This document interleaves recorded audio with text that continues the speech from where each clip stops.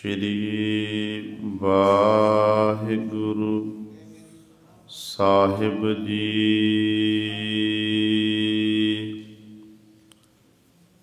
हम सर दीन दयाल न तुम सर, अब पतियार क्या कीजै। बचनी तोर मोर मन मानै, जन को पूरन दीजै। हों बल बल जाओ रमैया कारणे, कारण कवन अबोल। बहुत जन्म बिछरे थे माधो, एह जन्म तुम्हारे लेखे। कह रबदास आस लग जीवों, चिर भयो दर्शन देखे। बाणी गुरु गुरु है बाणी, विच बाणी अमृत सारे। गुर बाणी कहै सेवक जन मानै, परतख गुरु निस्तारे। सो कहो टल गुर सेविया, अहनिस सहज सुभाए। दर्शन परसै गुरु कै, जन्म मरण दुख जाए। होवै सिफत खसामदी, नूर अरसो कुरसो झटिया। तुध डिठे सच्चे पातशाह, मल जन्म जन्म दी कटिया। सज्जन सच्चा पातशाह, सिर साहांदै साहो।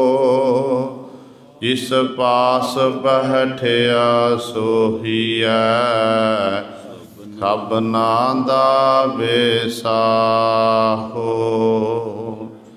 सतनाम श्री वाहिगुरु साहिब जी। मारू महला तीजा, अगम अगोचर अलख अपारा। कोई न जानै तेरा परवारा,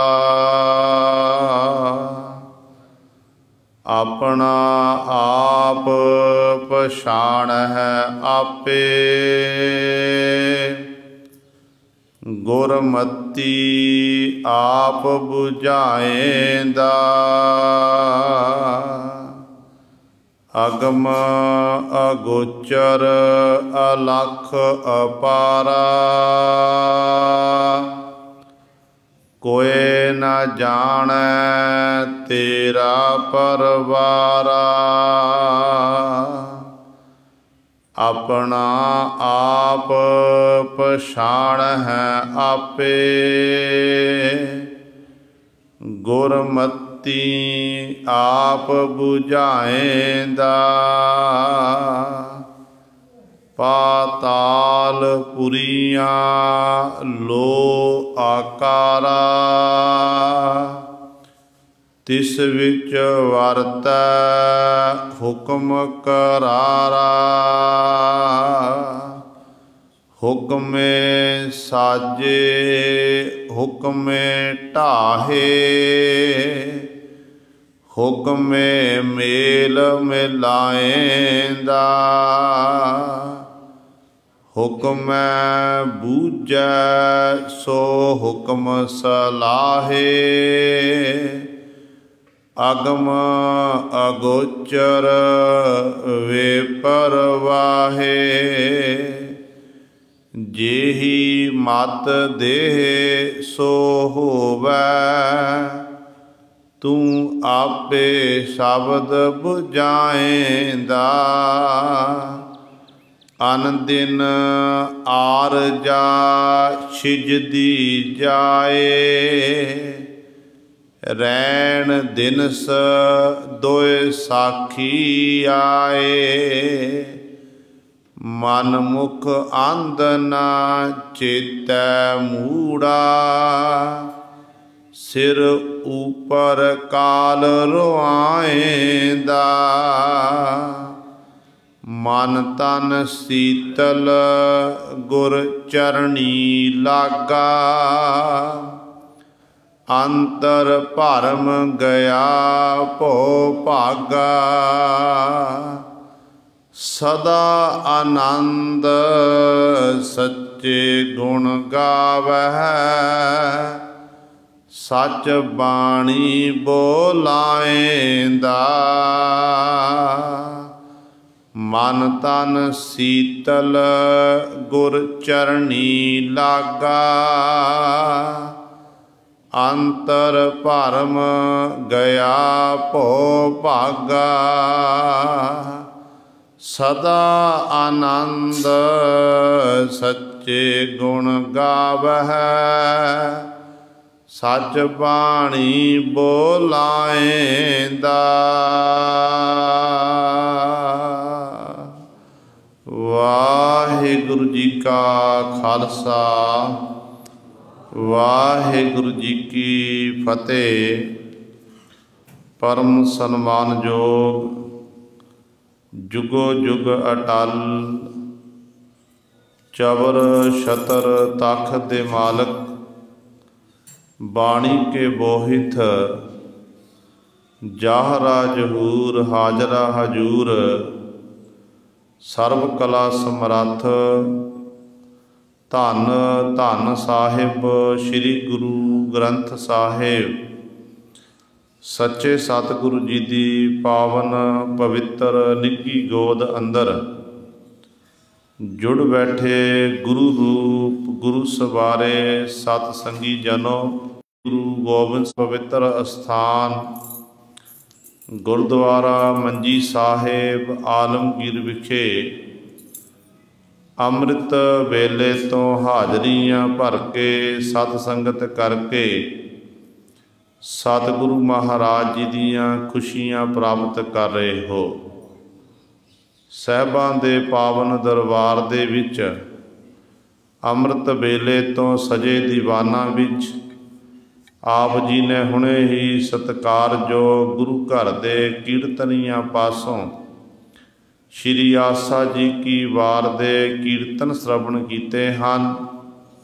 सो आओ गुरु सवारियो समा है जो चल रही लड़ीवार गुरबाणी दी कथा। मारू राग दे विचों आप संगतां श्रवण करदियां आ रहीआं हन। धन धन साहिब श्री गुरु अमरदास पातशाह महाराज जी। उन्हां दी पावन बाणी मारू सोलहे बाणी दी विचार चल रही है। 1060 अंक ते सतगुरु साडे उत्ते बख्शिश कर रहे ने। कल वाली विचार दे विच पहले 3 बंदां दी विचार पातशाह ने करवाई सी। अज सतगुरु महाराज जी चौथे बंद द्वारा सानू पावन उपदेश बख्शिश कर रहे ने। आओ अपनियां मन बिरतियां एकाग्र करिए। ध्यान गुरु चरणां नाल जोड़िए ते गुरु महाराज जी दे पावन उपदेश नूं हिरदियां विच वसा के अपना जीवन सफला करिए। करो सारे अपनी रसना पवित्र ते उच्चारण करो जी सतनाम श्री वाहिगुरु साहिब जी। अगम अगोचर अलख अपारा,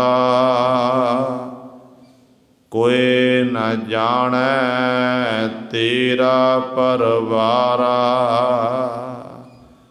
धन धन साहिब श्री गुरु अमरदास पातशाह महाराज जी बख्शिश कर रहे हैं अज दे इस पावन बंद द्वारा। सतगुरु जी उस परमेश्वर नूं सर्वग दस रहे हैं कि वो जिहड़ा परमेश्वर वाहिगुरु है उहदा कोई हद बन्ना नहीं है, वो अपरंपार है, परे तो परे है। ते ऐसे परमेश्वर के जिहड़े गुण ने वो वाहिगुरु के गुणां नूं सतगुरु जी वर्णन करते हैं, कहते आगम कि वो अपहुँच है, जिथे तक साडे मन की पहुँच नहीं हो सकती है। अगोचर इंद्रियां तो परे है, साढ़े 5 ज्ञान इंद्रे 5 कर्म इंद्रे हैं, इन्हां तो भी परे है। ते तीजा वचन पातशाह ने कीता अलख, जो लखणा तो रहत पर लखिया नहीं जा सकता है। ते चौथा वचन सतगुरु ने इसे पहली पंक्ति च कीता है अपारा पारावार तो रहत है, उहदा कोई हद बन्ना ही नहीं है। जिहड़ा एडा वड्डा मालक होवे, ऐसे मालक दे बाबत फिर कोई किवें दस सकदा किहो जिहा है।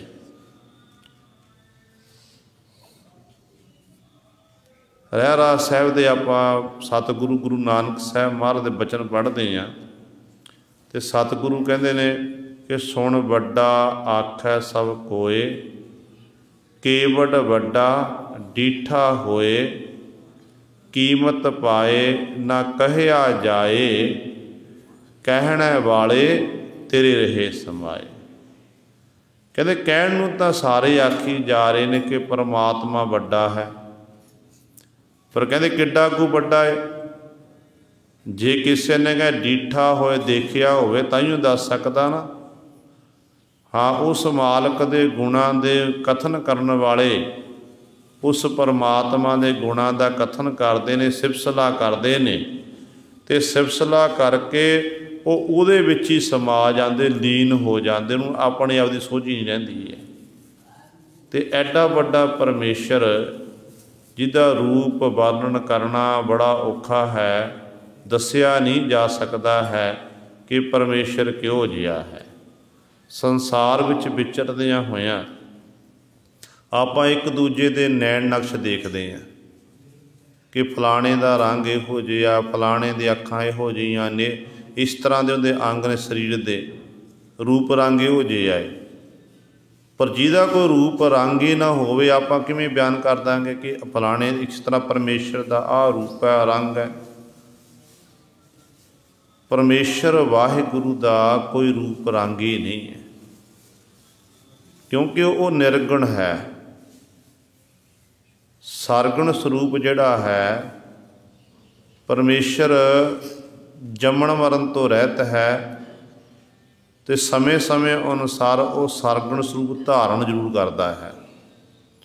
जदों भी संसार उत्ते कोई औखी घड़ी आउंदी है, विपता का समा आउंदा, पापां की गिणती वधदी है, तो उदों परमेश्वर किसी न किसी रूप विच संसार च प्रगट हुंदा है। पर है बेअंत है, वो परे तो परे है, उस मालक का कोई अंत नहीं पा सकता है। इस करके सतगुरु जी कहते ने, कहते भाई वो अगम है, अगोचर है, लखणा तो रहत अलख है, अपारा पारावार तो रहत है, कोई ना जाने तेरा परवारा।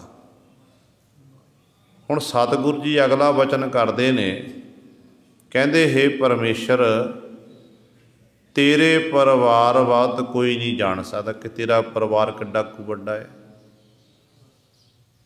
एक पति पत्नी उहदे अगे बच्चे ने, ਅੱਗੇ ਉਹ ਪੋਤਰਿਆਂ ਵਾਲਾ ਦੋਤਰਿਆਂ ਵਾਲਾ ਹੋ ਗਿਆ ਅਤੇ ਜੀਵ ਦਾ ਕੁਟੰਬ ਵਧਿਆ ਅਤੇ ਆਪਾਂ ਕਹਿੰਦੇ ਇਹ ਫਲਾਣੇ ਦਾ ਪਰਿਵਾਰ ਹੈ, ਆਹ ਫਲਾਣੇ ਦੇ ਬੱਚੇ ਨੇ। ਇੱਕ ਮਨੁੱਖ ਦੇ ਖਾਨਦਾਨ ਨੂੰ ਆਪਾਂ ਬਿਆਨ ਕਰਕੇ ਦੱਸ ਸਕਦੇ ਹਾਂ ਕਿ ਇਹ ਫਲਾਣੇ ਦਾ ਸਾਰਾ ਖਾਨਦਾਨ ਹੈ। ਪਰ ਪਰਮੇਸ਼ਰ ਦਾ ਜਿਹੜਾ ਪਰਿਵਾਰ ਹੈ, ਉਸ ਪਰਿਵਾਰ ਬਾਬਤ ਕੋਈ ਦੱਸ ਨਹੀਂ ਸਕਦਾ ਕਿ ਪਰਮੇਸ਼ਰ ਦਾ ਕਿੱਡਾ ਕੁ ਵੱਡਾ ਪਰਿਵਾਰ ਹੈ। ਅਸਲ ਦੇ ਵਿੱਚ ਜਿਸ ਸੰਸਾਰ ਨੂੰ ਆਪਾਂ ਦੇਖ ਰਹੇ ਹਾਂ, ਜਿੰਨੇ ਵੀ ਜੀਵ ਹਨ ਸੰਸਾਰ ਧਰਤੀ ਦੇ ਉੱਤੇ, ਜਿੰਨੀ ਬਨਸਪਤੀ ਹੈ, ਆਕਾਸ਼ ਹੈ, ਵੱਡੇ ਵੱਡੇ ਪਰਬਤ ਹਨ, 84 ਲੱਖ ਜੂਨਾਂ ਹਨ, ਇਹ ਜਿੰਨੇ ਵੀ ਰਹਿਣ ਵਾਲੇ ਲੋਕ ਨੇ ਨਾ, ਇਹ ਸਾਰੇ ਹੀ ਵਾਹਿਗੁਰੂ ਦਾ ਪਰਿਵਾਰ ਹੈ। ਜਿਹਦੇ ਵਿੱਚੋਂ ਪੈਦਾ ਹੋਏ ਨੇ ਉਸ ਮਾਲਕ ਦੇ ਵਿੱਚ ਹੀ ਫਿਰ ਇਹ ਲੀਨ ਹੁੰਦੇ ਨੇ, ਉਸ ਤੋਂ ਹੀ ਸਭ ਕੁਝ ਇਹ ਬਣਿਆ ਸੰਸਾਰ ਹੈ। ਗੁਰਬਾਣੀ ਵਿੱਚ ਆ ਪਾਤਸ਼ਾਹ ਦੇ ਬਚਨ ਪੜ੍ਹਦੇ ਆ ਨਾ ਕਿ ਓੰਕਾਰ ਕੀਆ ਉਤਪਤ, ਓੰਕਾਰ ਕੀਆ ਜਨ ਚਿਤ, ਓੰਕਾਰ ਸੈਲ ਜੁਗ ਭਏ, ਓੰਕਾਰ ਵੇਦ ਨਿਰਮੈ। ਕਿ ਓੰਕਾਰ ਵਾਹਿਗੁਰੂ ਜਿਹੜਾ, ਇਹਨੂੰ ਇੱਕ ਓੰਕਾਰ ਆਖਿਆ ਜਾਂਦਾ ਹੈ, ਜਿਹਦਾ ਸਾਰਾ ਆਕਾਰ ਬਣਿਆ ਹੋਇਆ ਹੈ। ਉਸ ਮਾਲਕ ਤੋਂ ਹੀ ਸਾਰੇ ਸੰਸਾਰ ਦੀ ਸਿਰਜਣਾ ਹੋਈ ਅਤੇ ਜਿੰਨਾ ਵੀ ਸੰਸਾਰ ਹੈ ਅਸਲ ਵਿੱਚ ਇਹ ਪਰਮਾਤਮਾ ਦਾ ਪਰਿਵਾਰ ਹੀ ਹੈ। ਹੁਣ ਆਪਾਂ ਵਾਹਿਗੁਰੂ ਦੇ ਪਰਿਵਾਰ ਬਾਰੇ ਦੱਸ ਨਹੀਂ ਸਕਦੇ। ਆਪਾਂ ਭਾਰਤ ਦੇਸ਼ ਵਿੱਚ ਰਹਿ ਰਹੇ ਹਾਂ ਅਤੇ ਸਾਨੂੰ ਭਾਰਤ ਦੇਸ਼ ਦੀ ਸੋਝੀ ਹੈ ਕਿ ਇਹ ਦੇਸ਼ ਵਿੱਚ ਸਾਨੂੰ ਇੱਥੋਂ ਦਾ ਗਿਆਨ ਹੈ। ਵਿਦੇਸ਼ ਦੀਆਂ ਕੰਟਰੀਆਂ ਜਾਵਾਂਗੇ, ਉੱਥੋਂ ਦੀ ਸਾਨੂੰ ਗਿਆਨ ਜੇ ਪੜ੍ਹਾਂਗੇ, ਦੇਖਾਂਗੇ, ਵਿਚਰਾਂਗੇ, ਪਤਾ ਲੱਗ ਜਾਵੇਗਾ। ਪਰ ਗੁਰੂ ਸਾਹਿਬ ਦੁਨੀਆ ਬਹੁਤ ਵੱਡੀ ਹੈ। ਪਰਮਾਤਮਾ ਦੀ ਬਣਾਈ ਹੋਈ ਦੁਨੀਆ ਦੇ ਬਾਬਤ ਕੋਈ ਦੱਸ ਨਹੀਂ ਸਕਦਾ ਕਿ ਕਿੱਡਾ ਵੱਡਾ ਸੰਸਾਰ ਹੈ, ਅਤੇ ਵਾਹਿਗੁਰੂ ਪਰਮਾਤਮਾ ਕਿੱਡਾ ਵੱਡਾ ਹੋਵੇਗਾ, ਉਹਦੇ ਬਾਬਤ ਆਪਾਂ ਕੀ ਦੱਸ ਸਕਾਂਗੇ। ਇਸ ਕਰਕੇ ਗੁਰੂ ਨਾਨਕ ਸਤਿਗੁਰੂ ਗੁਰੂ ਅਮਰਦਾਸ ਪਾਤਸ਼ਾਹ ਮਹਾਰਾਜ ਕਹਿ ਰਹੇ ਨੇ, ਕਹਿੰਦੇ ਹੇ ਪਰਮੇਸ਼ਰ, ਕਹਿੰਦੇ ਹੈ ਤਾਂ ਤੂੰ ਬਹੁਤ ਵੱਡਾ, ਤੇਰਾ ਕੋਈ ਹੱਦ ਬੰਨਾ ਨਹੀਂ ਹੈ, ਤੂੰ ਲੱਖਣਾਂ ਤੋਂ ਰਹਿਤ ਹੈ, ਅਗੋਚਰ ਹੈ, ਅਗੰਮ ਹੈ। ਪਰ ਜੇ ਕੋਈ ਮੈਨੂੰ ਪੁੱਛ ਲਵੇ ਨਾ ਕਿ ਪਰਮੇਸ਼ਰ ਦਾ ਪਰਿਵਾਰ ਕਿੱਡਾ ਕੁ ਵੱਡਾ ਹੈ, ਕਹਿੰਦੇ ਨੇ ਫਿਰ ਕੋਈ ਨਾ ਜਾਣੈ ਤੇਰਾ ਪਰਿਵਾਰਾ, ਤੇਰੇ ਪਰਿਵਾਰ ਬਹੁਤ ਕੋਈ ਜਾਣ ਨਹੀਂ ਸਕਦਾ ਹੈ। ਤੂੰ ਬਹੁਤ ਵੱਡਾ ਹੈ, ਆਪਣਾ ਆਪ ਪਛਾਣ ਹੈ ਆਪੇ, ਗੁਰਮਤੀ ਆਪ ਬੁਝਾਏਂਦਾ। ਫਿਰ ਅਗਲਾ ਸਵਾਲ ਗੁਰੂ ਅਮਰਦਾਸ ਪਾਤਸ਼ਾਹ ਮਹਾਰਾਜ ਨੂੰ ਕੀਤਾ ਗਿਆ ਕਿ ਪਾਤਸ਼ਾਹ ਜੀ ਕਿਰਪਾ ਕਰਕੇ ਦੱਸੋ, ਫਿਰ ਉਸ ਪਰਮੇਸ਼ਰ ਨੂੰ ਕੌਣ ਪਹਿਚਾਣ ਸਕਦਾ ਕਿ ਉਹਦੇ ਭਗਤ ਜਨ, ਸੰਤ ਲੋਕ, ਮਹਾਂਪੁਰਖ ਇਹ ਪਰਮੇਸ਼ਰ ਨੂੰ ਪਹਿਚਾਣ ਲੈਂਦੇ ਨੇ। ਸਤਿਗੁਰੂ ਮਹਾਰਾਜ ਕਹਿਣ ਲੱਗੇ ਕਿ ਭਾਈ ਉਹ ਵੱਖਰੀ ਗੱਲ ਹੈ ਕਿ ਜੋ ਰੱਬ ਦੇ ਪਰੇ ਭਗਤ ਜਨ, ਸੰਤ ਜਨ, ਗੁਰਮੁਖ ਜਨ ਉਸ ਮਾਲਕ ਦੀ ਆਰਾਧਨਾ ਕਰਦੇ ਹਨ, ਮਾਲਕ ਦਾ ਕੁਝ ਕੁ ਗੁਣਾਂ ਦਾ ਨੂੰ ਗਿਆਨ ਜ਼ਰੂਰ ਹੁੰਦਾ ਹੈ, ਕੁਝ ਕੁ ਗੁਣ ਉਹਨਾਂ ਦੇ ਅੰਦਰ ਧਾਰਨ ਹੋ ਜਾਣ। ਜੇਕਰ ਉਹ ਸੋਚੇ ਕਿ ਅਸੀਂ ਪਰਮੇਸ਼ਰ ਦੇ ਗੁਣ ਗਾਇਨ ਕਰਕੇ ਵਾਹਿਗੁਰੂ ਦਾ ਅੰਤ ਪਾ ਲਿਆ, ਵਾਹਿਗੁਰੂ ਦੇ ਸਰੂਪ ਨੂੰ ਜਾਣ ਲਿਆ, ਅਤੇ ਇਹ ਬਹੁਤ ਵੱਡੀ ਗਲਤਫਹਿਮੀ ਹੈ। ਜਾਣਿਆ ਨਹੀਂ ਜਾ ਸਕਦਾ। ਉਸ ਪਰਮਾਤਮਾ ਦੇ ਜਿਹੜੇ ਸ਼ੁਭ ਗੁਣ ਨੇ ਉਹ ਹਿਰਦੇ ਦੇ ਅੰਦਰ ਧਾਰਨ ਜ਼ਰੂਰ ਕੀਤੇ ਜਾ ਸਕਦੇ ਹਨ। ਇਸ ਕਰਕੇ ਗੁਰੂ ਪਾਤਸ਼ਾਹ ਇੱਥੇ ਬਚਨ ਕਰਦੇ ਨੇ, ਕਹਿੰਦੇ ਉਹ ਵਾਹਿਗੁਰੂ ਫਿਰ ਉਹਨੂੰ ਕੌਣ ਜਾਣਦਾ, ਕਹਿੰਦੇ ਉਹ ਆਪਣਾ ਆਪ ਪਛਾਣ ਹੈ ਆਪੇ। ਉਹ ਆਪਣੇ ਆਪ ਨੂੰ ਆਪੇ ਪਹਿਚਾਣ ਸਕਦਾ, ਦੂਜਾ ਕੋਈ ਨਹੀਂ ਹੈ। ਹਾਂ, ਇਹ ਗੱਲ ਨੂੰ ਕਹਿੰਦੇ ਗੁਰਮਤੀ ਆਪ ਬੁਝਾਏਂਦਾ। ਜਿਹੜਾ ਗੁਰਮਤਿ ਦਾ ਧਾਰਨੀ ਬਣ ਗਿਆ ਨਾ, ਫਿਰ ਉਹ ਗੁਰੂ ਸਵਾਰੇ ਇਸ ਗੱਲ ਨੂੰ ਬੁਝਾ ਦਿੰਦਾ, ਜਣਾ ਦਿੰਦਾ ਹੈ ਕਿ ਭਾਈ ਪਰਮੇਸ਼ਰ ਵਾਹਿਗੁਰੂ ਹੀ ਆਪਣੇ ਆਪ ਜਾਣਦਾ ਹੈ, ਬਾਕੀ ਕਿਸੇ ਵਿੱਚ ਤਾਕਤ ਨਹੀਂ ਹੈ ਕਿ ਉਸ ਮਾਲਕ ਵਾਹਿਗੁਰੂ ਦੇ ਬਾਅਦ ਕੋਈ ਜਾਣ ਸਕੇ। ਉਹਦੇ ਗੁਣ ਜ਼ਰੂਰ ਹਿਰਦੇ ਅੰਦਰ ਪੈਦਾ ਹੁੰਦੇ ਹਨ। ਪਾਤਾਲ ਪੁਰੀਆ ਲੋ ਆਕਾਰਾ, ਤਿਸ ਵਿੱਚ ਵਰਤੈ ਹੁਕਮ ਕਰਾਰਾ।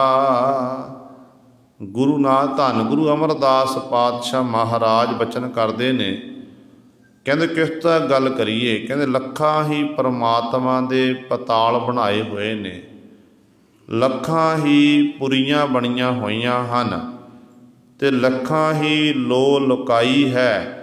ਕਹਿੰਦੇ ਇਹ ਜਿੰਨਾ ਵੀ ਆਕਾਰ ਹੈ, ਜੋ ਕੁਝ ਆਪਾਂ ਦੇਖਦੇ ਹਾਂ, ਇਹਨਾਂ ਸਾਰਿਆਂ ਦੇ ਉੱਪਰ ਕਹਿੰਦੇ ਇੱਕ ਦਾ ਹੁਕਮ ਚੱਲਦਾ ਹੈ, ਪਰਮਾਤਮਾ ਦਾ ਹੁਕਮ ਹੈ। ਉਹਦੇ ਹੁਕਮ ਵਿੱਚ ਹੀ ਸਾਰੇ ਜੀਵ ਵਰਤ ਰਹੇ ਹਨ। ਭਾਵ ਕਹਿਣ ਦਾ ਕਿ ਪਰਮਾਤਮਾ ਦਾ ਹੁਕਮ ਧਰਤੀ ਉੱਤੇ ਵੀ ਹੈ, ਪਰਮਾਤਮਾ ਦਾ ਹੁਕਮ ਆਕਾਸ਼ ਦੇ ਵਿੱਚ ਵੀ ਹੈ, ਪਰਮਾਤਮਾ ਦਾ ਹੁਕਮ ਪਤਾਲ ਦੇ ਵਿੱਚ ਵੀ ਹੈ। ਜਿੰਨੇ ਵੀ ਲੋਕ ਬਣੇ ਨੇ ਉਹਨਾਂ ਸਾਰੇ ਖੰਡਾਂ ਬ੍ਰਹਮੰਡਾਂ ਦੇ ਵਿੱਚ ਵਾਹਿਗੁਰੂ ਪਰਮਾਤਮਾ ਦਾ ਹੁਕਮ ਚੱਲਦਾ ਹੈ। ਉਸ ਮਾਲਕ ਦੇ ਹੁਕਮ ਨੂੰ ਕੋਈ ਮੇਟ ਨਹੀਂ ਸਕਦਾ ਹੈ।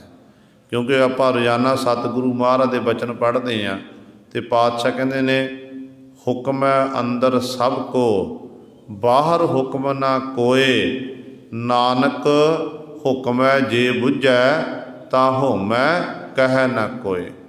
ਕਿ ਸਾਰੇ ਉਸ ਮਾਲਕ ਦੇ ਹੁਕਮ ਦੇ ਵਿੱਚ ਹੈ। ਉਸ ਮਾਲਕ ਦੇ ਹੁਕਮ ਤੋਂ ਬਾਹਰ ਕੋਈ ਨਹੀਂ ਹੈ। ਕਿਉਂਕਿ ਜਿਵ ਜਿਵ ਹੁਕਮ ਤਿਵੈ ਤਿਵਕਾਰ, ਵੇਖੈ ਵਿਗਸੈ ਕਰ ਵਿਚਾਰ। ਅਤੇ ਇਸ ਤਰ੍ਹਾਂ ਉਸ ਮਾਲਕ ਦਾ ਹੁਕਮ ਹੀ ਚੱਲਦਾ ਸਾਰਿਆਂ ਵਿੱਚ, ਉਹਦਾ ਹੁਕਮ ਦਾ ਵਰਤਾਰਾ ਹੋ ਰਿਹਾ ਹੈ। ਜੋ ਆਪਾਂ ਕਰ ਰਹੇ ਹਾਂ, ਜੋ ਆਪਾਂ ਪਹਿਲਾਂ ਕੀਤਾ, ਹੁਣ ਕੀਤਾ, ਜੋ ਅੱਗੇ ਕਰਾਂਗੇ, ਅਸਲ ਵਿੱਚ ਇਹ ਪਰਮਾਤਮਾ ਦੇ ਹੁਕਮ ਹੀ ਹੈ। ਉਹਦੇ ਹੁਕਮ ਦੇ ਵਿੱਚ ਹੀ ਸਾਰੀ ਕਾਰ ਹੋ ਰਹੀ ਹੈ।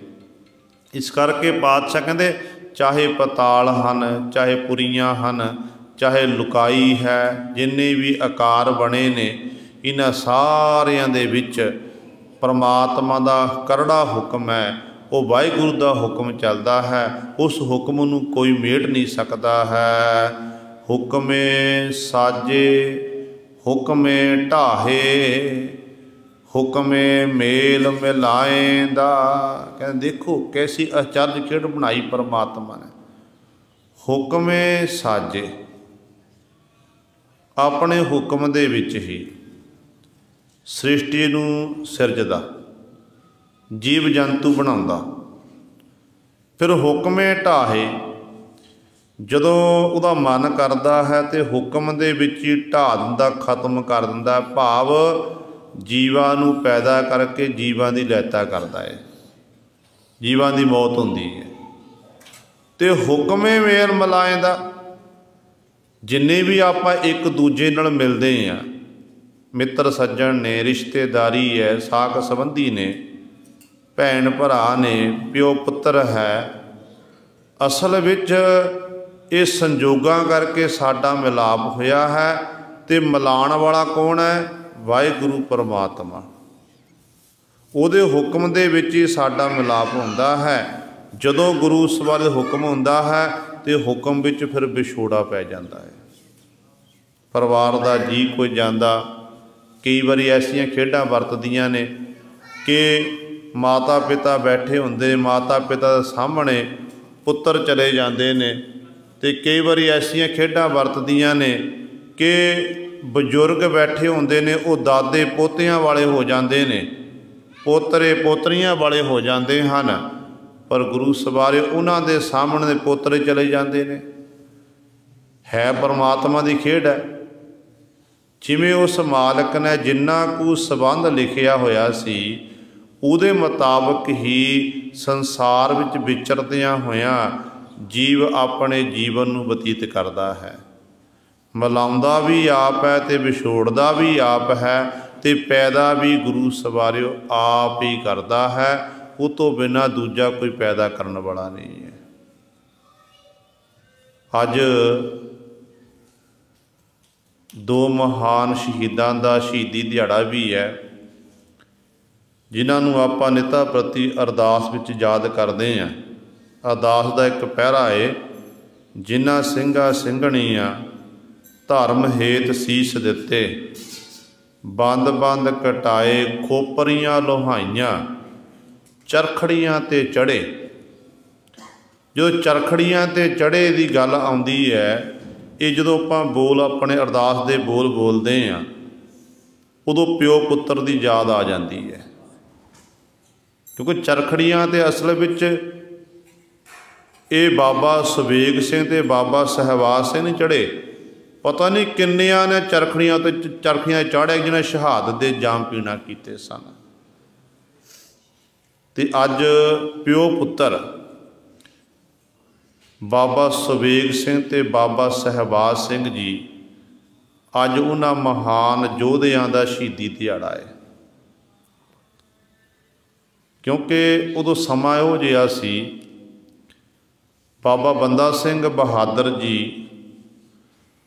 जिन्हां जो शहीद हो चुके हैं, उस तो बाद जिहड़ी सिखां दी जी हालत सी बड़ी तरसयोग हो चुकी सी। सिंह अपना घर बार छड्ड के जंगलों में रहिंदे सन।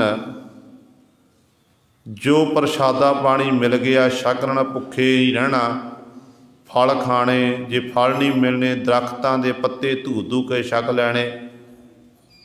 इंज गुरु सौरे अपने जीवन का निर्वाह करते सन। इंज कह लीए कि ਸਿੰਘਾਂ ਦੇ सिरां दे मुल पैंदे सन, ते ਸਿੰਘਾਂ ਦੇ सिरां दे मुल पैने ते सिंह इस तरह लालच बस हो के गुरु सवार जिहड़े हुक्मरान सन जां चौधरी इत्यादक सन, वो लालच बस हो के कई बारी इस्त्रियां दे सिर वढ़ के भी बादशाहां दे कोल जिहड़े हुक्मरान सन उन्हां दे अगे पेश करते सन। जकरिया खां जैसियां दे कोल। ये देखो जी, ये अणदाड़िया सिख है। ते असल विच फिर उन्हां जिथे वो सिख सी जिहड़े जंगलों में रह के अपने जीवन का निर्वाह करते सी, उत्थे कुछ कुछ सिख ऐसे भी सन जिहड़े संसार च विचरदियां होइयां सरकारी ओहदियां उत्ते बैठे हुए सन। ते उन्हां विचों एक सिख सी भाई सवेग सिंह जी। भाई सवेग सिंह जी जकरिया खां दे कोल, जिथे ये सरकारी अफसर सी, सलाह मशवरा इहदे नाल कीता जांदा सी। ते इन्हें हौली हौली कह के जिहड़ी सिखां दी हालत तरसयोग होई सी, जकरिया खां दे नाल संधि भी कराना कीती। समा आया तो जो जकरिया खां ने देखिया कि जिहड़ी सिख कौम बड़ी बहादुर कौम है, मैं इन्हां नूं खत्म करना चाहुंदा हाँ, पर ये दिनों दिन ये वधदे जा रहे ने, ये मुकदे नहीं हन। कहंदे उदों भाई सवेग सिंह दे विच पैण करके जकरिया खां ने संधि कीती ते कहंदे ने नवाबी देना कीती सी। जदों नवाबी आई है, भाई कपूर सिंह जी नूं गुरु नवाबी दिती गई, तो उदों पंजां ਸਿੰਘਾਂ दे चरणां नूं ला के गुरु ग्रंथ साहिब महाराज की हजूरी विच अरदासा सुध के नवाबी लई सी। ते अरदास बेनती कीती कि नाले बेनती की सारे पंथ नूं कि नवाबी लैण लई मैं तैयार हाँ, पर मेरी एक बेनती है कि जिहड़ी मैं घोड़ियां दी लिद्दां सांभदा हाँ, घोड़ियां दा इशनान करांदा हाँ, ये पक्खा झलण दी सेवा करदा हाँ, ये सेवा इसे तरह लगातार जारी रहे। ते बादशाह दे दरबार विच मैं नवाब हाँ, पर इत्थे गुरु दे दर दा मैं झाड़ूदार हाँ, सेवक हाँ, सेवक बन के मैं अपने जीवन नूं बतीत करना है। उदों ये 2 साल सी ना वधिया लंघे। जदों भाई तारू सिंह जी शहीद होए, जकरिया खां की मौत हुई। जकरिया खां तो बाद इहदा पुत्र जहिया खां फिर ये गद्दी ते बैठिया। तो जहिया खां नूं फिर जो, क्योंकि आप जी सारे इतिहास तो जाणू हो, जो तारू सांग नूं भाई तारू सिंह नूं शहीद किया गया ना खोपड़ी उतार के, ਤੇ ਭਾਈ ਤਾਰੂ ਸਿੰਘ ਦੀ ਸ਼ਹੀਦੀ ਵੇਲੇ ਜ਼ਕਰੀਆ ਖਾਂ ਨੂੰ ਬੰਨ ਪੈ ਗਿਆ ਸੀ। ਗੁਰੂ ਕੇ ਲਾਲ ਨੇ ਇਹ ਆਪਣੇ ਮੁੱਖੋਂ ਬਚਨ ਕੀਤੇ ਸੀ ਕਿ ਇਹ ਜ਼ਕਰੀਆ ਖਾਂ ਜੁੱਤੀ ਦੇ ਨੋਕ ਦੇ ਅੱਗੇ ਲੈ ਕੇ ਤੈਨੂੰ ਲੈ ਕੇ ਜਾਵਾਂ, ਇਕੱਲਾ ਨਹੀਂ ਜਾਂਦਾ ਮੈਂ। ਕਿਉਂਕਿ ਇਹਨੇ ਆਖਿਆ ਸੀ ਨਾ, ਤੈਨੂੰ ਆਪਣੇ ਕੇਸਾਂ ਉੱਤੇ ਬੜਾ ਮਾਣ ਹੈ, ਮੈਂ ਜੁੱਤੀਆਂ ਤੇਰੇ ਸਿਰ 'ਚ ਮਾਰ ਮਾਰ ਕੇ ਤੇਰੇ ਸਿਰ ਦੇ ਕੇਸ ਉਖਾੜ ਦਿਆਂਗਾ। ਤੇ ਭਾਈ ਤਾਰੂ ਸਿੰਘ ਨੇ ਬਚਨ ਕਰ ਦਿੱਤੇ ਸਨ, ਕਹਿੰਦੇ ਕੇਸ ਤਾਂ ਮੇਰੇ ਨਹੀਂ ਉਖਾੜ ਸਕੇਗਾ, ਪਰ ਗੱਲ ਇਹ ਹੈ ਕਿ ਤੇ ਜਦੋਂ ਮੇਰੀ ਮੈਂ ਸੰਸਾਰ ਤੋਂ ਜੇ ਪਹਿਲਾਂ ਤੂੰ ਜਾਵੇਗਾ, ਉਹ ਜੁੱਤੀ ਦੀ ਨੋਕ ਦੇ ਅੱਗੇ ਲੈ ਕੇ ਜਾਵਾਂਗਾ। ਤੇ ਫਿਰ ਜਦੋਂ ਇਹਨੂੰ ਬੰਨ ਪਿਆ, ਇਹਦਾ ਪਿਸ਼ਾਬ ਰੁਕਿਆ, ਬੜਾ ਔਖਾ ਹੋਇਆ। ਭਾਈ ਸਵੇਗ ਸਿੰਘ ਨੇ ਆਖਣਾ ਕੀਤਾ ਸੀ ਕਿ ਜ਼ਕਰੀਆ ਖਾਂ ਗੁਰੂ ਕੇ ਲਾਲ ਨੇ, ਗੁਰੂ ਕੇ ਸਿੰਘ ਨੇ ਇਹ ਬਚਨ ਕੀਤੇ ਨੇ, ਭਾਈ ਤਾਰੂ ਸਿੰਘ ਜੀ ਕਮਾਈ ਵਾਲੇ ਸਿੰਘ ਹਨ, ਤੇਰਾ ਇਹ ਰੋਗ ਠੀਕ ਹੋ ਸਕਦਾ ਏ ਜੇਕਰ ਤੂੰ ਭਾਈ ਤਾਰੂ ਸਿੰਘ ਜੁੱਤੀ ਆਪਣੇ ਸਿਰ 'ਚ ਮਰਾਣਾ ਕਰੇ। ਤੇ ਜਿਉਂ-ਜਿਉਂ ਸਿਰ ਜੁੱਤੀ ਵੱਜਦੀ ਹੈ ਤੇ ਉਦੋਂ ਇਹਦਾ ਪਿਸ਼ਾਬ ਦਾ ਬੰਨ੍ਹ ਟੁੱਟਦਾ ਏ। ਤੇ ਇਸ ਤਰ੍ਹਾਂ ਗੁਰੂ ਸਰੇ 22ਵੇਂ ਦਿਨ ਇਹਦੀ ਮੌਤ ਹੋਈ ਸੀ ਤੇ ਭਾਈ ਤਾਰੂ ਸਿੰਘ ਨੇ ਬਾਅਦ 'ਚ ਆਪਣਾ ਸਰੀਰ ਛੱਡਿਆ ਸੀ। ਉਸ ਤੋਂ ਬਾਅਦ ਜਦੋਂ ਜ਼ਕਰੀਆ ਖਾਂ ਦੀ ਮੌਤ ਹੋਈ, ਫਿਰ ਜਹੀਆ ਖਾਂ ਆਪਣੇ ਪਿਤਾ ਦੀ ਗੱਦੀ 'ਤੇ ਬੈਠਿਆ ਤੇ ਜਿਹੜੇ ਜਿੰਨੇ ਵੀ ਸਨ ਲੋਕਾਂ ਨੇ ਉਂਗਲ ਲਾ ਕੇ ਜਹੀਆ ਖਾਂ ਨੂੰ ਭੜਕਾਣਾ ਕੀਤਾ ਕਿ ਦੇਖੋ ਜੀ, ਜਿਹੜਾ ਇਹ ਸਵੇਗ ਸਿੰਘ ਤੁਹਾਡੇ ਕੋਲ ਰਹਿ ਰਹੇ ਆ, ਇਹ ਸਵੇਗ ਸਿੰਘ ਜਿਹੜੇ ਕਾਫਰ ਨੇ, ਸਿੱਖਾਂ ਨੂੰ ਕਾਫਰ ਆਖਿਆ ਜਾਂਦਾ ਸੀ, ਜਿਹੜੇ ਹਕੂਮਤ ਦੇ ਬਾਗੀ ਨੇ ਨਾ, ਉਹਨਾਂ ਦੀ ਇਹ ਮਦਦ ਕਰਦਾ ਹੈ। ਇਹ ਸਵੇਗ ਸਿੰਘ ਇਹ ਸਭ ਕੁਝ ਕਰ ਰਿਹਾ, ਤੁਸੀਂ ਸਵੇਗ ਸਿੰਘ ਨੂੰ ਸਜ਼ਾ ਦੇਣਾ ਕਰੋ। ਪਰ ਗੁਰੂ ਸਰ ਕੋਈ ਅਵਸਰ, ਕੋਈ ਮੌਕਾ ਨਹੀਂ ਮਿਲ ਰਿਹਾ ਸੀ। ਇੱਧਰ ਇਹਦਾ ਪੁੱਤਰ ਸੀ ਭਾਈ ਸ਼ਹਿਬਾਜ਼ ਸਿੰਘ। ਭਾਈ ਸ਼ਹਿਬਾਜ਼ ਸਿੰਘ ਜੀ ਕਹਿੰਦੇ ਕਿਸੇ ਕਾਜੀ ਦੇ ਕੋਲ ਉਹ ਸਿੱਖਿਆ ਲੈ ਰਹੇ, ਦੁਨਿਆਵੀ ਵਿੱਦਿਆ ਪੜ੍ਹਾਈ ਕਰ ਰਿਹਾ ਸੀ। ਤੇ ਕਾਜੀ ਨੇ ਦੇਖਿਆ ਕਿ ਜਿਹੜਾ ਭਾਈ ਸਵੇਗ ਸਿੰਘ, ਭਾਈ ਸ਼ਹਿਬਾਜ਼ ਸਿੰਘ ਹੈ, ਬੜੇ ਸੁੰਦਰ ਸਰੂਪ ਵਾਲਾ ਹੈ, ਕੱਦ ਕਾਠ ਵਧੀਆ ਹੈ, ਸਰੀਰ 'ਚ ਜਾਨ ਬੜੀ ਹੈ। ਤੇ ਮਨ 'ਚ ਵਿਚਾਰ ਕੀਤੀ ਕਿ ਮੈਂ ਇਸ ਭਾਈ ਸ਼ਹਿਬਾਜ਼ ਸਿੰਘ ਨੂੰ ਮੁਸਲਮਾਨ ਬਣਾਉਣਾ ਕਰਾਂ, ਮੁਸਲਮਾਨ ਬਣਾ ਕੇ ਆਪਣੀ ਲੜਕੀ ਦਾ ਨਿਕਾਹ ਮੈਂ ਭਾਈ ਸ਼ਹਿਬਾਜ਼ ਸਿੰਘ ਨਾਲ ਕਰਦੇ ਹਾਂ। ਜਦੋਂ ਹੁਣ ਇਹ ਖਬਰ ਭਾਈ ਸ਼ਹਿਬਾਜ਼ ਸਿੰਘ ਤੱਕ ਪਹੁੰਚੀ ਹੈ, ਭਾਈ ਸ਼ਹਿਬਾਜ਼ ਸਿੰਘ ਜੀ ਚੜ੍ਹਦੀ ਕਲਾ ਵਾਲਾ ਗੁਰੂ ਕਾ ਸਿੱਖ, ਤੇ ਗੁਰੂ ਸਵਾਰੇ ਭਾਈ ਸ਼ਹਿਬਾਜ਼ ਸਿੰਘ ਨੇ ਆਖਣਾ ਕੀਤਾ, ਕਹਿਣ ਲੱਗੇ ਕਾਜੀ ਸਾਹਿਬ, ਮੈਨੂੰ ਆਪਣਾ ਧਰਮ ਪਿਆਰਾ ਹੈ, ਮੈਂ ਆਪਣੇ ਧਰਮ ਦੇ ਵਿੱਚ ਜਿਹੜੇ ਤੁਹਾਨੂੰ ਤੁਸੀਂ ਮੁਸਲਮਾਨ ਮੋਮਨ ਹੋ, ਤੁਹਾਨੂੰ ਆਪਣਾ ਧਰਮ ਪਿਆਰਾ ਤੇ ਮੈਨੂੰ ਆਪਣਾ ਧਰਮ ਪਿਆਰਾ ਹੈ। ਮੇਰਾ ਸੀਸ ਭਾਵੇਂ ਚਲਿਆ ਜਾਵੇ, ਮੈਂ ਕਦੇ ਵੀ ਦੀਨੇ ਇਸਲਾਮ ਕਬੂਲ ਨਹੀਂ ਕਰਾਂਗਾ। ਤੇ ਇਹ ਕਾਜੀ ਲੋਕ ਇਕੱਤਰ ਹੋਏ। ਕਾਜੀ ਲੋਕਾਂ ਨੇ ਫਿਰ ਗੁਰੂ ਸਰ ਹੋਰ ਅਨੇਕਾਂ ਜਿਹੜੇ ਅੰਦਰੋਂ ਅੰਦਰ ਈਰਖਾ ਕਰਦੇ ਸਨ, ਜਹੀਆ ਖਾਂ ਤੱਕ ਇਹ ਖਬਰ ਪਹੁੰਚਾਈ ਤੇ ਜਬਰੀ ਗੁਰੂ ਸਵਾਰੇ ਇੱਥੋਂ ਤੱਕ ਆਖ ਦਿੱਤਾ ਗਿਆ ਕਿ ਦੇਖੋ ਜੀ, ਇਹ ਸ਼ਹਿਬਾਜ਼ ਸਿੰਘ ਤੇ ਸਵੇਗ ਸਿੰਘ ਮੁਹੰਮਦ ਸਾਹਿਬ ਦੇ ਖਿਲਾਫ ਬੋਲਦੇ ਨੇ। ਜਿਹੜੇ ਇਸਲਾਮ ਦੇ ਬਾਨੀ ਨੇ ਮੁਹੰਮਦ ਸਾਹਿਬ ਜੀ, ਉਹਨਾਂ ਦੇ ਖਿਲਾਫ ਬੋਲਦੇ ਨੇ। ਤੇ ਇਤਿਆਦਕ ਭੜਕਾਣਾ ਕੀਤਾ ਤੇ ਗੁਰੂ ਸਵਾਰਿਓ ਫਿਰ ਦੋਨਾਂ ਨੂੰ, ਪਿਓ ਪੁੱਤਰਾਂ ਨੂੰ ਕਚਹਿਰੀ ਵਿੱਚ ਪੇਸ਼ ਕੀਤਾ ਗਿਆ। ਕਹਿਣ ਲੱਗਿਆ ਜਹੀਆ ਖਾਂ, ਦੇਖੋ ਤੁਹਾਡੀਆਂ ਜਾਨਾਂ ਬਚ ਸਕਦੀਆਂ ਨੇ, ਪਰ ਜੇਕਰ ਤੁਸੀਂ ਦੀਨੇ ਇਸਲਾਮ ਕਬੂਲ ਕਰ ਲਵੋ। ਦੋਨੋਂ ਪਿਓ ਪੁੱਤਰ ਆਖਣ ਲੱਗੇ, ਕਹਿਣ ਲੱਗੇ ਕਿ ਸਾਨੂੰ ਆਪਣਾ ਧਰਮ ਪਿਆਰਾ ਹੈ। ਸਾਡੇ ਬਜ਼ੁਰਗ ਪੜ੍ਹਦੇ ਹੁੰਦੇ ਨੇ ਧਾਰਨਾ ਕਿ ਸਿਰ ਜਾਵੇ ਤਾਂ ਜਾਵੇ, ਮੇਰਾ ਸਿੱਖੀ ਸਿਦਕ ਨਾ ਜਾਵੇ। ਇਹ ਸਾਡੇ ਬਜ਼ੁਰਗ ਧਾਰਨਾ ਪੜ੍ਹਦੇ ਨੇ।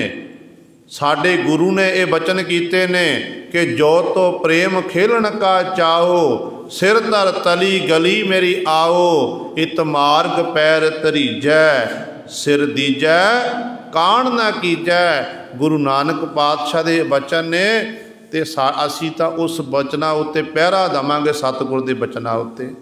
साडा सीस भावें चलिया जावे, शरीर दे टुकड़े टुकड़े क्यों ना कर दिते जाण, पर असी अपना धर्म नहीं छड्डांगे। कहते ने उस समय जहिया खान ने हुक्म किया, काजी नूं आखण लगे फतवा तैयार करो। सन 1746 की यह घटना है गुरु सवारियो। कहते ने हुक्म किया गया कि फतवा तैयार करो। फतवा की किया गया, इन्हां दोनों प्यो पुत्रां नूं चरखड़ियां उत्ते चाढ़िया जावे। ते गुरु सवारे चरखड़ी लियांदी गई। प्यो ते पुत्र दोनों ही मुखों बाणी पढ़ते ने, गुर मंत्र मूल मंत्र का अभ्यास करते, बामुखों सतगुर की बाणी पढ़ते ने। तो बार बार पुछया जा रहा है कि हाले भी तुहानू मौका है, चरखड़ियां ना बन दिते गए कि कहन लगे हाले भी मौका है, तुसी अपने धर्म नूं छड्डो ते दीने इस्लाम कबूल करो, ते काजी की लड़की का निकाह तुसी लेना करो, उन्हें निकाह करना करो। पर जोधे गुरु सवारे बिल्कुल परवाह नहीं की, ते बाणी पढ़ते ने जालम ने चरखड़ियाँ चलाइयाँ। जो चरखड़ियाँ चलियाँ, चरखड़ी घूम रही है, शरीरां दे विच वो सूए लबजे, ते गुरु सवारे जड़ियाँ हड्डियाँ सन शरीर के जिन्ने भी हड्ड सन वो चूरा बन गए। शरीरां दे हड्ड चूरा बने ने, लहू लहान हो गए।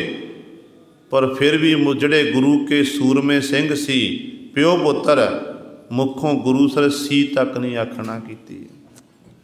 फिर भी मुखों वाहिगुरु वाहिगुरु आखते ने। सतगुर की बाणी दियाँ आवाज़ां आ रही ने। जो शरीरां ते बहुत सारे जख्म होए ने, हड्डियाँ चूरा बन गईयां, फिर पुछया जा रहा है कि दीने इस्लाम कबूल करो। इस तो पहला एक पहला भी घटना वापरी है। कहते ने दोनों प्यो पुत्रां नूं जदों रखिया होया, कैद खाने च पाया होया, तो दोनों प्यो पुत्र बाणी पढ़ते, इन्हां दे बोलण नूं बिल्कुल सुणदे नहीं। तो कहते इन्हां नूं बखरे कर दिता गया। बखरे करन उपरंत ये भी आख्या गया सी, झूठ बोलिया गया सी कि देखो जी, जिहड़ा तुहाडा पुत्र जिहड़ा सहवाज सिंह है वो दीने इस्लाम कबूल करने मन गया है। तो ये भाई सहवाज सिंह को जाके आख्या जा रहा है कि तुहाडा जिहड़ा तुहाडा पिता सुबेग सिंह उन्हें दीने इस्लाम कबूल कर लिया है। पर कई इतिहासकार भी लिखते हैं, कहते कोई माड़ा कर्म जागे आ कि भाई सहवाज सिंह जी ने दीने इस्लाम कबूल हाँ की, पर पिता ने भाई सुबेग सिंह ने अपने चरणों की धूड़ लाना की, तो उस समय मत्थे दियाँ बरेखावां मिटा दित्तियां। ऐसी गुरु की कला वापरी, तो उही फिर सिंह गुरु सवारियो चरखड़ियां उत्ते चढ़न लई तैयार हो गया। इस तरह गुरु सवारियो असह तसीहे झल के भाई सुबेग सिंह ते भाई सहवाज सिंह ने शहादत का जाम पीना किया। अज का दिन भाई सहवाज सिंह ते भाई सुबेग सिंह प्यो पुत्र कट्ठे शहीद होए सन। उन्हां महान योधियां की शहादत नूं कोटान कोट प्रणाम। सो आओ गुरु सवारियो, सतगुरु महाराज इत्थे बख्शिश कर रहे ने। कहंदे परमात्मा दे हुक्म दे विच ही वाहिगुरु जदों हुक्म करदा, उहदे हुक्म दे विच ही कहंदे आप ही हुक्म विच वो सृष्टि सजदा है, जीवां नूं बनाउंदा है। फिर हुक्मे ढाहे अपने हुक्म दे विच ही कहंदे इस तरह ढा दिंदा है, बनाई हुई सृष्टि नूं खत्म कर दिंदा है। तो हुक्मे मेल मिलाएंदा, संजोगां करके एक दूजे नाल साडा मिलाप हुंदा है। कहंदे असल विच परमात्मा दे हुक्म विच ही आपां एक दूजे नूं मिल रहे हैं। वाहिगुरू दा हुक्म है, उहदे हुक्म दे विच ही ये मिल रहे हैं। उन्हें ही साडा मिलाप कराया है, उहदे हुक्म तो बाहरा कोई नहीं है। हुक्म बूझै सो हुक्म सलाहे, ਅਗਮ ਅਗੋਚਰ ਵੇ ਪਰਵਾਹੇ। ਗੁਰੂ ਪਾਤਸ਼ਾਹ ਜੀ ਅਗਲੀ ਪੰਕਤੀ ਬਖਸ਼ਿਸ਼ ਕਰਦੇ ਨੇ ਕਿ ਹੁਕਮ ਹੈ ਬੂਝੈ। ਜਿਹੜੇ ਉਸ ਮਾਲਕ ਦੇ ਹੁਕਮ ਨੂੰ ਬੂਝੈ ਜਾਣ ਲੈਂਦੇ ਨੇ, ਫਿਰ ਹੁਕਮ ਸੋ ਹੁਕਮ ਸਲਾਇਓ। ਉਸ ਮਾਲਕ ਦੇ ਹੁਕਮ ਦੇ ਵਿੱਚ ਹੀ ਉਸ ਪਰਮਾਤਮਾ ਦੀ ਸਿਫਤ ਸਲਾਹ ਕਰਦੇ ਨੇ। ਮਤਾ ਕੋਈ ਮਨ ਵਿੱਚ ਇਹ ਜਾਣਨਾ ਕਰੇ ਕਿ ਜਿਹਨੂੰ ਗਿਆਨ ਪ੍ਰਾਪਤ ਹੋਇਆ ਕਿ ਮੈਂ ਗਿਆਨੀ ਬਣ ਗਿਆ। ਨਹੀਂ ਗੁਰੂ ਸਵਾਰਿਓ, ਇਹ ਬਖਸ਼ਿਆ ਹੋਇਆ ਗਿਆਨ ਵੀ ਪਰਮਾਤਮਾ ਦੇ ਹੁਕਮ ਦੇ ਵਿੱਚ ਹੀ ਹੈ।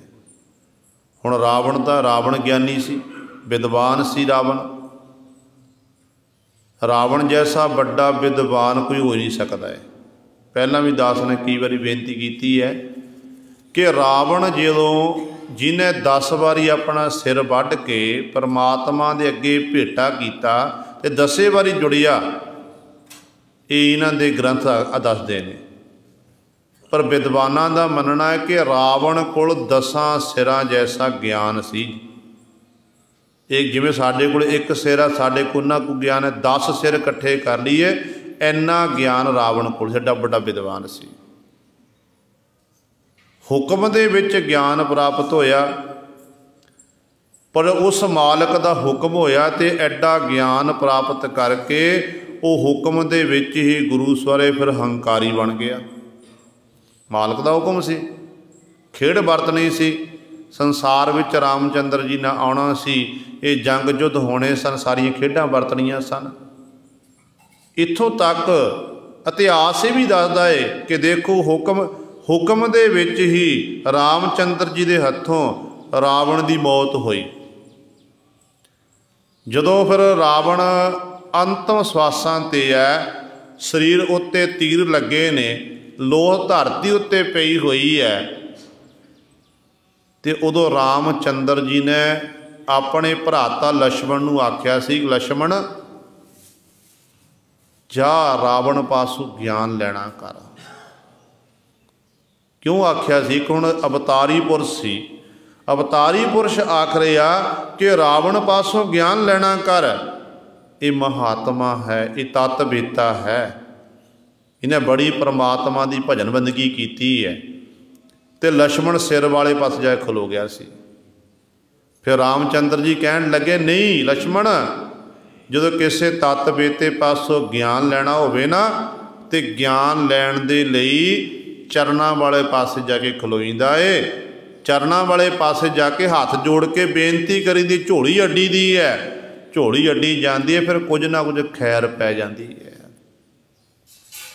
ਹੁਣ ਜਿਸ ਐਡੇ ਵੱਡੇ ਵਿਦਵਾਨ ਨੂੰ, ਜਿਹਨੂੰ ਆਪਣੇ ਹੱਥੀਂ ਰਾਮਚੰਦਰ ਜੀ ਨੇ ਖਤਮ ਕੀਤਾ ਹੋਵੇ, ਤੇ ਉਹਦੇ ਕੋਲ ਗਿਆਨ ਲੈਣ ਲਈ ਆਪਣੇ ਭਰਾਤਾ ਨੂੰ ਭੇਜ ਰਹੇ ਨੇ, ਤੇ ਕਿੱਡਾ ਵੱਡਾ ਵਿਦਵਾਨ ਹੋਵੇਗਾ। ਪਰ ਇੱਕ ਹੰਕਾਰ ਹੋਣ ਕਰਕੇ ਉਹ ਰਾਵਣ ਗੁਰੂ ਸਵਾਰਿਓ ਇਸ ਤਰ੍ਹਾਂ ਉਹਨੂੰ ਫਿਰ ਹੰਕਾਰੀ ਆਖਿਆ ਗਿਆ, ਉਹਨੂੰ ਮੂਰਖ ਦਾ ਦਰਜਾ ਦਿੱਤਾ ਗਿਆ।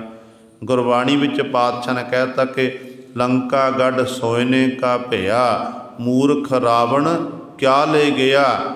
ਗੁਰੂ ਗ੍ਰੰਥ ਸਾਹਿਬ ਦੋਨੋਂ ਗੁਣ ਦੇਖਣਾ ਕੀਤੇ। ਜੇ ਹੰਕਾਰ ਵਾਲਾ ਪੱਖ ਦੇਖਿਆ ਤੇ ਪਾਤਸ਼ਾਹ ਕਹਿੰਦੇ ਮੂਰਖ ਰਾਵਣ ਕਿਆ ਲੈ ਗਿਆ।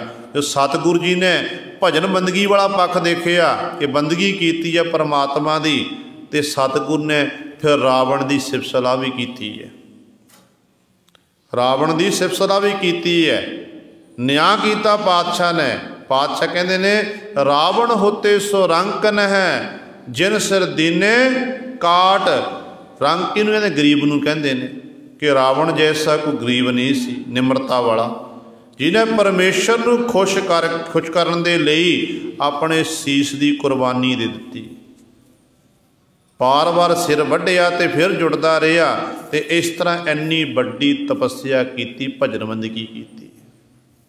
ਦੋਨੋਂ ਪੱਖ ਦੇਖੇ ਤੇ ਵਾਹਿਗੁਰੂ ਦੀ ਸਿਫਤ ਸਲਾਹ ਦੇ ਵਿੱਚ ਇਸ ਤਰ੍ਹਾਂ ਗੁਰੂ ਸਾਹਿਬ ਜੁੜੇ। ਸੋ ਸਤਿਗੁਰੂ ਕਹਿੰਦੇ ਜਦੋਂ ਰਾਵਣ ਬ੍ਰਾਹਮਣ ਬਣਿਆ, ਰਾਵਣ ਤਤਵੇਤਾ ਬਣਿਆ, ਤੇ ਉਦੋਂ ਵੀ ਮਾਲਕ ਦਾ ਹੁਕਮ ਸੀ, ਉਹਦੇ ਹੁਕਮ ਦੇ ਵਿੱਚ ਹੀ ਬਣਿਆ। ਜਦੋਂ ਫਿਰ ਇਹ ਗਿਆਨ ਪ੍ਰਾਪਤ ਹੋ ਗਿਆ, ਵਿਦਵਾਨ ਬਣ ਗਿਆ, ਫਿਰ ਹੰਕਾਰ ਆਇਆ, ਹੰਕਾਰ ਵਿੱਚ ਅਫਰ ਗਿਆ, ਤੇ ਸਤਿਗੁਰੂ ਕਹਿੰਦੇ ਅਹੰਕਾਰ ਵੀ ਮਾਲਕ ਦੇ ਹੁਕਮ ਦੇ ਵਿੱਚ ਹੀ ਹੋਇਆ, ਉਹਦੇ ਹੁਕਮ ਦੇ ਵਿੱਚ ਹੀ। ਤੇ ਇਸ ਤਰ੍ਹਾਂ ਉਹਦੇ ਹੁਕਮ ਦੇ ਵਿੱਚ ਉਹਦੀ ਫਿਰ ਮੌਤ ਹੋਈ ਹੈ। ਤੇ ਸਤਿਗੁਰੂ ਇੱਥੇ ਬਚਨ ਹੁਕਮ ਹੈ ਬੁੱਝੈ, ਕਿ ਹੁਕਮ ਜਿਹੜਾ ਉਸ ਮਾਲਕ ਦੇ ਹੁਕਮ ਨੂੰ ਬੁੱਝ ਲਵੇ, ਉਹਦੇ ਹੁਕਮ ਵਿੱਚ ਹੀ ਜੀਵ ਨੂੰ ਗਿਆਨ ਹੁੰਦਾ ਏ। ਤੇ ਸੋ ਹੁਕਮ ਸਲਾਹੇ, ਉਸ ਮਾਲਕ ਦੇ ਹੁਕਮ ਦੇ ਵਿੱਚ ਹੀ ਜੀਵ ਉਸ ਮਾਲਕ ਦੀ ਸਿਫਤ ਸਲਾਹ ਕਰਦਾ ਹੈ, ਵਡਿਆਈ ਕਰਦਾ ਹੈ। ਤੇ ਪਰਮਾਤਮਾ ਕੈਸਾ? ਅਗਮ ਅਗੋਚਰ ਬੇਪਰਵਾਹੇ। ਵਾਹਿਗੁਰੂ ਅਗੰਮ ਹੈ, ਅਗੋਚਰ ਜਿਹੜਾ ਇੰਦਰੀਆਂ ਤੋਂ ਪਰੇ ਹੈ, ਤੇ ਉਹ ਬੇਪਰਵਾਹ ਹੈ, ਉਹਨੂੰ ਕਿਸੇ ਦੀ ਪਰਵਾਹ ਨਹੀਂ ਹੈ। ਆਪਾਂ ਸੰਸਾਰ 'ਚ ਵਿਚਰਦੇ ਹਾਂ, ਇੱਕ ਦੂਜੇ ਦਾ ਦੁੱਖ ਦੇਖੀਏ ਤੇ ਤਰਸ ਆ ਜਾਂਦਾ ਏ, ਤੇ ਆਪਾਂ ਦੁੱਖ ਦਰਦ ਵੰਡਾਉਣ ਦੀ ਕੋਸ਼ਿਸ਼ ਕਰਦੇ ਹਾਂ, ਪਰਵਾਹ ਕਰਦੇ ਇੱਕ ਦੂਜੇ ਦੀ, ਨਹੀਂ ਫਲਾਣਾ ਕੀ ਆਖੇਗਾ, ਆਹ ਕੀ ਆਖੇਗਾ, ਪਰਵਾਹ ਕਰਦੇ ਹਾਂ। ਪਰ ਪਰਮਾਤਮਾ ਬੇਪਰਵਾਹ ਹੈ। ਬੇਪਰਵਾਹ ਦੇ ਲੜ ਲੱਗ ਕੇ ਜਿਹੜੇ ਉਸ ਮਾਲਕ ਦੇ ਗੁਣਾਂ ਦਾ ਗੈਣ ਕਰਦੇ ਨੇ, ਉਹ ਵੀ ਬੇਪਰਵਾਹ ਹੋ ਜਾਂਦੇ ਨੇ, ਬੇਪਰਵਾਹ ਦਾ ਰੂਪ ਬਣ ਜਾਂਦੇ ਨੇ। ਗੁਰਬਾਣੀ ਦਾ ਫਰਮਾਨ ਹੈ ਕਿ ਬੇਪਰਵਾਹ ਸਦਾ ਰੰਗ ਹਰਿ ਕੈ, ਜਾਕੋ ਪਾਖ ਸੁਆਮੀ। ਤੇ ਪਰਮਾਤਮਾ ਵੀ ਬੇਪਰਵਾਹ, ਉਹਦੇ ਪਿਆਰੇ ਵੀ ਬੇਪਰਵਾਹ ਹਨ। ਜੇਹੀ ਮਤ ਦੇ ਸੋ ਹੋਵੈ, ਤੂੰ ਆਪੇ ਸ਼ਬਦ ਬੁਝਾਏਂਦਾ। ਅਗਲੀ ਪੰਗਤੀ 'ਚ ਪਾਤਸ਼ਾਹ ਬਖਸ਼ਿਸ਼ ਕਰਦੇ ਨੇ, ਕਹਿੰਦੇ ਪਰ ਜੀਵ ਦੇ ਵੱਸ ਦੀ ਗੱਲ ਨਹੀਂ ਹੈ। ਹੇ ਪਰਮਾਤਮਾ, ਜੇਹੀ ਮਤ ਦੇ, ਜਿਹੋ ਜਿਹੀ ਕਿਸੇ ਨੂੰ ਤੂੰ ਮਤ ਦਿੰਦਾ ਏ, ਸੋ ਹੋਵੈ ਉਹੀਓ ਹੁੰਦਾ ਹੈ। ਭਾਵ ਹਰ ਇੱਕ ਨੂੰ ਵਾਹਿਗੁਰੂ ਨੇ ਸੋਚਣ ਤੇ ਸਮਝਣ ਦੀ ਸ਼ਕਤੀ ਬਖਸ਼ਿਸ਼ ਕੀਤੀ ਹੈ, ਮੱਤ ਦਿੱਤੀ ਹੈ। ਤੇ ਕੋਈ ਆਪਣੀ ਮੱਤ ਦੇ, ਭੈੜੀ ਮੱਤ ਦੇ ਰਾਹੀਂ ਮਾੜੇ ਕਰਮ ਕਰ ਰਿਹਾ, ਚੋਰੀਆਂ ਠੱਗੀਆਂ ਕਰ ਰਿਹਾ, ਜਾਰ ਮਾਰ ਕਰ ਰਿਹਾ, ਸਾਰੇ ਗਲਤ ਕੰਮ ਕਰ ਰਿਹਾ ਹੈ। ਕਈਆਂ ਦੀ ਸ਼ੈਤਾਨੀ ਬੁੱਧੀ ਬਣੀ ਹੋਈ ਹੈ, ਸ਼ੈਤਾਨਾਂ ਵਾਲੇ ਕੰਮ ਕਰਦੇ ਨੇ। ਤੇ ਕਈ ਐਸੇ ਨੇ ਜਿਨ੍ਹਾਂ ਉੱਤੇ ਮਾਲਕ ਦੀ ਬਖਸ਼ਿਸ਼ ਬੜੀ ਹੈ, ਉਹ ਫਿਰ ਪਰਉਪਕਾਰ ਵਾਲੇ ਕਾਰਜ ਕਰਦੇ ਨੇ। ਪਰਉਪਕਾਰ ਵਾਲੇ ਕਾਰਜ ਇਹੋ ਜਿਹੇ ਕਰਦੇ ਨੇ ਕਿ ਆਪਣੇ ਸਰੀਰ ਉੱਤੇ ਦੁੱਖ ਝੱਲ ਲੈਂਦੇ ਨੇ, ਪਰ ਪਰਾਏ ਦਾ ਭਲਾ ਲੋਚਦੇ ਨੇ। ਭਗਤ ਪੂਰਨ ਸਿੰਘ ਜੀ, ਜਿਨ੍ਹਾਂ ਦੇ ਬਾਬਤ ਆਪ ਸਾਰੇ ਜਾਣਦੇ ਹੋ ਕਿ ਕਿੱਡੀ ਵੱਡੀ ਘਾਲ ਕਮਾਈ ਕੀਤੀ, ਲੋਕ ਭਲਾਈ ਦੇ ਕੰਮ ਕੀਤੇ। ਉਹ ਲੋਕ, ਉਹ ਜਿਹਨਾਂ ਨੂੰ ਘਰ ਵਿੱਚ ਇਹੋ ਜਿਹੇ ਬੱਚੇ ਜਿਨ੍ਹਾਂ ਦੇ ਹੱਥ ਪੈਰ ਵਿੰਗੇ ਹੋਣ, ਤੁਰ ਨਹੀਂ ਸਕਦੇ ਹਨ, ਤੇ ਮਾਂ ਬਾਪ ਗੁਰੂ ਸਵਰਨ ਨੂੰ ਇਸ ਤਰ੍ਹਾਂ ਸੁੱਟ ਜਾਂਦੇ ਸਨ, ਤੇ ਭਗਤ ਪੂਰਨ ਸਿੰਘ ਜੈਸਿਆਂ ਨੇ ਚੁੱਕ ਕੇ ਛਾਤੀ ਨਾਲ ਲਾ ਲਿਆ ਕਿ ਨਹੀਂ, ਇਹ ਵੀ ਜੀ ਨੇ ਪਰਮਾਤਮਾ ਦੇ ਪੈਦਾ ਕੀਤੇ ਹੋਏ ਨੇ।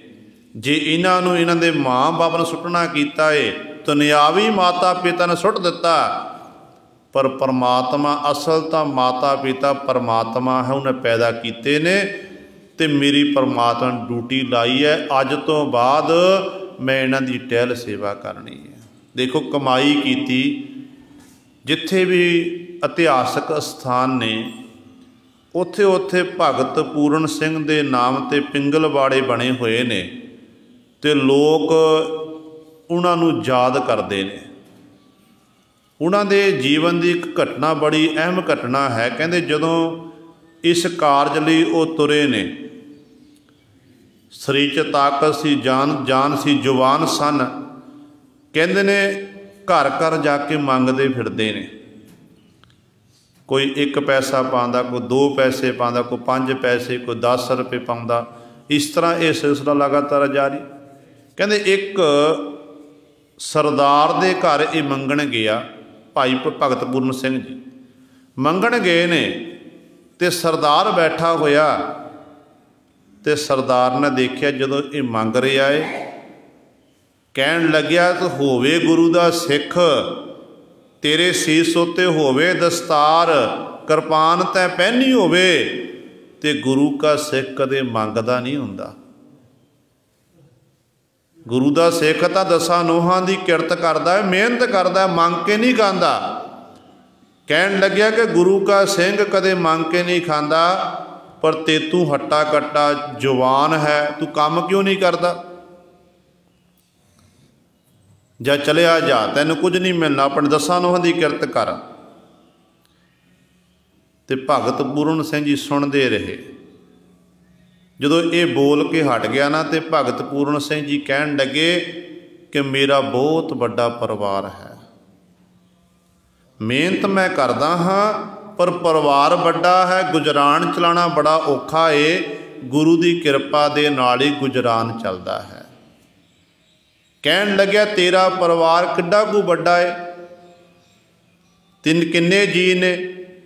फिर भगत पूरन सिंह ने दसना कीता, कहन लगे जिन्ने भी लूले लंगड़े ने, जिन्हां दी हाल तरसयोग, जिन्होंने माता पिता भी साथ छड़ जाते ने, वो मेरा परिवार है, उन्हां दी मैं टहल सेवा कर रहा हाँ।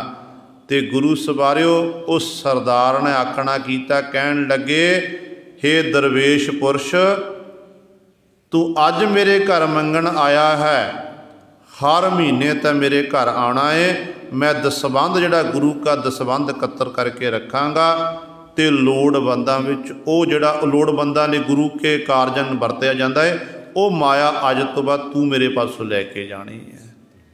तो गुरु सवारे इहो जे जिहड़े गुरमुख सन, वो बुद्धि किने बख्शी है? परमात्मा ने बख्शी है। अकल बख्शी है। एक अकल दे राही माड़े काम करते ने, एक अकल दे राही भगत पूरन सिंह जैसे काम करते हैं, कारज करते हैं, सेवावां करते हैं, रहिंदी दुनिया तक फिर अमर हो जाते हैं। तो सतगुरु जी बचन करते हैं, कहते जेही मत देह सो होवै। जिहो जी परमात्मा तू मत दिंदा ना, उही हुंदा है। तो आपे शब्द बुझाएंदा, तो आप ही तू शब्द दे राही ये बुझाएंदा जना दिंदा है। अन दिन आरजा छिजदी जाए, रैन दिनस दोए साखी आए।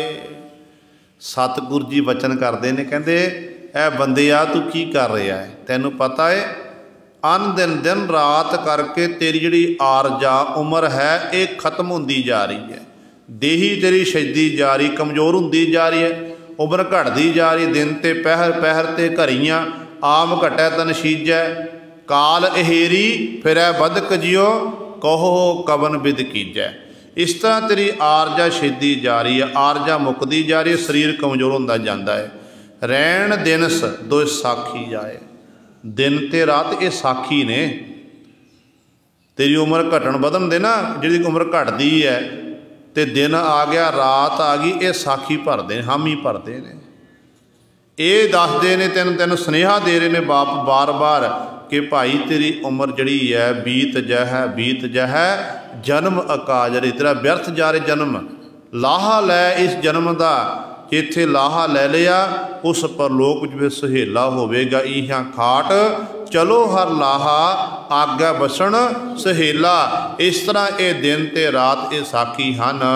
मन मुख अंध न चेतै मूड़ा, सिर उपर काल रुआएंदा।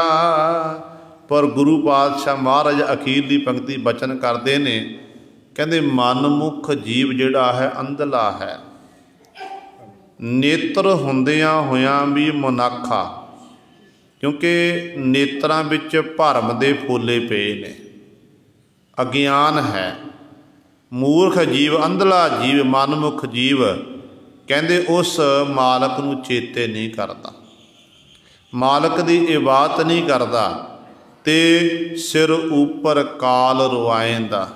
इनू ये नहीं सोझी जिहड़ा काल है सिर की चोटी उत्ते आके खलोता होया है। जदों हुक्म होना ना, उस काल ने सिर की चोटी तो पकड़ लेना, तो उदों फिर अंत वेले जीव रोंदा है, पश्चाताप करदा। अंत वेले पश्चाताप करदा कि मैनू इन्ना वधिया अमोलक जन्म मिलिया सी, जिहदा कोई मुल नहीं है। ਮਨੁੱਖਾ ਦੇਹੀ 84 ਲੱਖ ਇਸ ਧਰਤੀ ਮੈਂ ਤੇਰੀ ਸਿਕਦਾਰੀ। ਐਡਾ ਵੱਡਾ ਜਨਮ ਮਿਲਿਆ ਸੀ ਪਰ ਅਜਾਈ ਗਵਾ ਦਿੱਤਾ, ਕੌਡੀਆਂ ਦੇ ਭਾਅ ਅਗਵਾ ਦਿੱਤਾ। ਹਾਲਤ ਕੈਸੀ ਹੋ ਗਈ कि हर सो हीरा छाड़ कै करह आन की आस, ते नर दोजक जाहेंगे सत भाखै रबदास। गुरबाणी ने मोहर ला दी ते सतगुरु महाराज कहते ने इस तरह कहते फिर जो सिर उत्ते काल आके खलो जाता, चोटी तो पकड़ता है, उदों फिर जीव रुआंदा रोंदा है, पर उदों समा लंघ चुका हुंदा है। फिर वो समा जिहड़ा लंघ गया, समा गुजर गया, समा वो दुबारा हाथ विच नहीं आ सकेगा। तो गुरु सवारे समय की आपां कदर करिए, समय विच रह के बाणी नूं पढ़ीए, बाणी नूं विचारीए, अमृत वेले उठीए, साबत सूरत होईए, अखंडे बाटे दा अमृत छकीए, फिर साडा लोक सुखीए पर लोक सहेले। नानक हर प्रभ आपे मेले दी सतगुरु बख्शिश करनगे। होईयां भुल्लां चुकां दी